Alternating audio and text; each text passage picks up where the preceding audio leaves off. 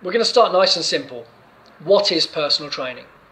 I think personal training can be split into three main aspects: support, educate, train.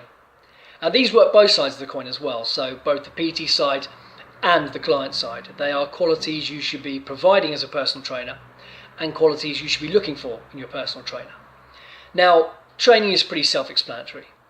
Any trainer can really manage that as long as they're not injuring someone. Today, I'm going to focus on support and educate, the two aspects that I believe separate an average PT from a good or a great PT. Now, we'll start with support. Any personal trainer worth their salt knows how important it is to support their client through what is their individual journey.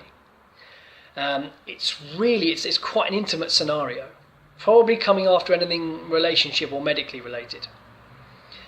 As we know, most people who exercise, they've attached an emotional reason to it, whether it's unhappiness with how they look or how they're performing. So it's a really sensitive decision to look for help. It takes a lot of courage for someone to admit that either they can't do something or they don't have the knowledge to do it. And there's nothing wrong with that. But as a trainer, you almost have a duty of care to nurture that decision. You have to understand that as a professional they have sought out, your words can have a huge effect on them, both positive and negative. A lot of people are psychologically delicate. We all know people who fall off the wagon easily. We all know people who are intimidated by gyms, by the people in the gym, by the equipment in the gym, by their lack of knowledge, even by trainers themselves, who can come across as loud, boisterous, even arrogant. So you really need to make sure that as a trainer, you are making that journey as easy as possible for your clients. The more difficult they find it, the less likely they are to succeed. A client should be able to rely on their PT both for knowledge and for emotional support when they need it. And trust me, they will need it. So you can support without educating, but I don't think you can educate without supporting. And educate applies to both yourself as a trainer and to you educating your client. Really, as a PT, your main aim should be to get your client self-sufficient, to teach your client what you know so that they can apply it to themselves in the future. Now, that doesn't necessarily mean they'll stop training with you, because as we know, there are any number of reasons why someone hires a personal trainer, and there's always new information coming out.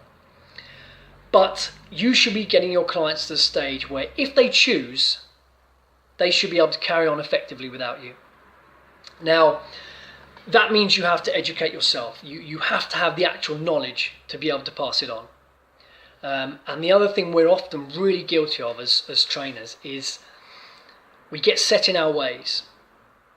We find a way that we like or a way that we think works, and we hammer it. We won't hear a bad word said about it, won't consider any other options. But the science in this industry is constantly evolving, it's constantly moving on. And there are new studies every week, and if you're not keeping at least one eye on them, how can you be sure you're doing what's best? It's absolutely true that there's no one-size-fits-all training method.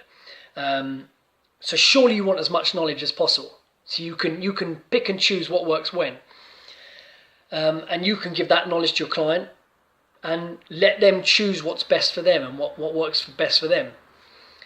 As an individual, you should also be directly challenging what you know to make sure that it's right. Read as much as you can and follow as many different people as you can, particularly people who are doing studies and meta-studies. Listen to what people are saying. Try to understand what they're saying. Challenge what they're saying. And if you can't find a reason to challenge them, then you have a good reason to believe them. ABL, always be learning. Thanks for listening to me, if you even have. And I'll see you again next week.